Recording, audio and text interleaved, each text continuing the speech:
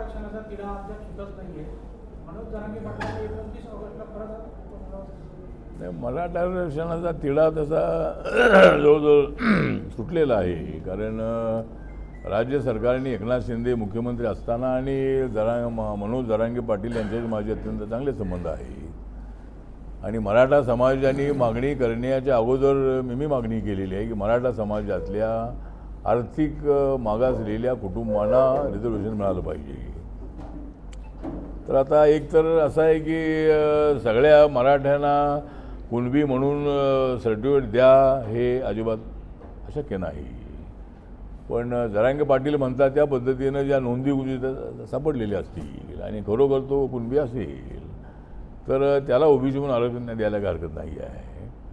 पण सगळ्याच मराठ्यांना ओबीसी म्हणा असं म्हटलं तर ते कोर्टामध्ये विषय गेला तर कोर्ट त्याला मान्यता देणार नाही. कारण मराठा समाज हा क्षत्रिय आहे.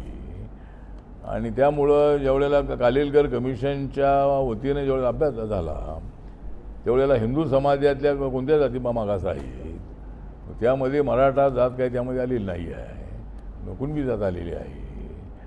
आणि विदर्भातले कुणबी हे ओबीसीमध्ये आहे. आणि कोकणातले मराठा कुणबी हे ओबीसीमध्ये आहे. फक्त मराठवाडा, पश्चिम महाराष्ट्र, उत्तर महाराष्ट्र या ठिकाणचे जे मराठा आहेत ते त्यांची नोंद त्यांची कुठं नोंद अशी कुणबी नाही आहे. पण जरांगे पाटील साहेब म्हणतात त्याप्रमाणे म्हणजे ओबीसी जसा आपला शेतकरी आहे, फार्मर आहे, तसे मराठा हे फार्मर आहेत, ओबीसीमध्ये फार्मर आहे.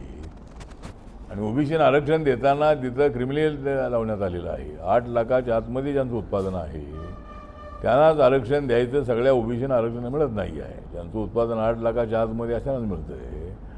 आणि अनेक कुटुंबांची मागणी आमच्याकडे आलेली आहे की बाबा हे 12 किंवा 15 लाख करा. म्हणजे सध्या इकॉनॉमी पण पुढं डेव्हलप होते तर अशी मागणी आहे.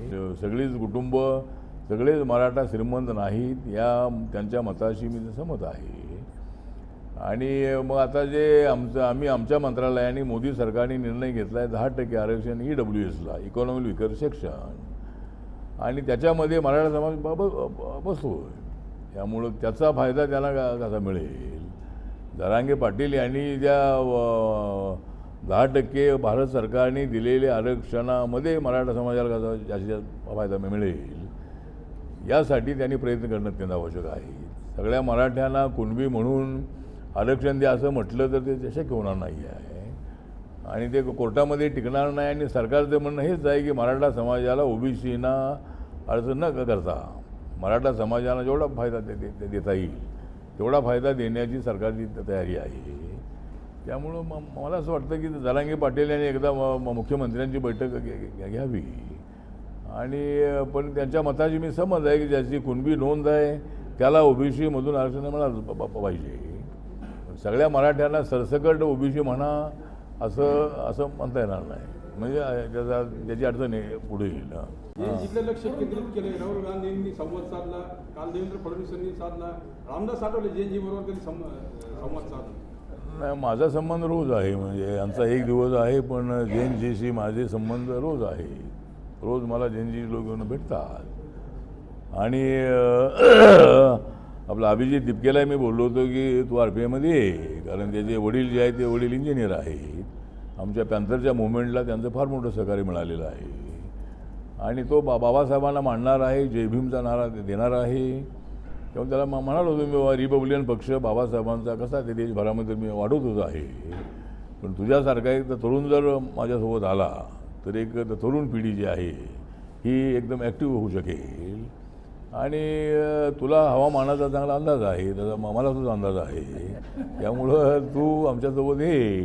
त्याचं म्हणणं आहे मी माझी पार्टी चालवणार आहे. तर ठीक आहे.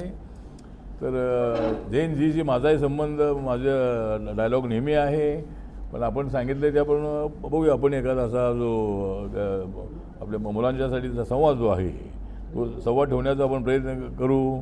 आता राहुल गांधींचा झालेला आहे, देवेंद्र फडणवीस यांचाही झालेला आहे, आता माझा फक्त बाकी आहे. त्यामुळं तो मी प्रयत्न करेन असं अरेंज करून आपण मुलांशी बोलायला हरकत नाही. मुलं तर तरुण मुलांच्या मनामध्ये ज्या भावना आहे त्यांच्या मनामध्ये उद्रेक आहे तो जाणून घेऊन त्यांना कशा पद्धतीने मदत करता येऊ शकेल.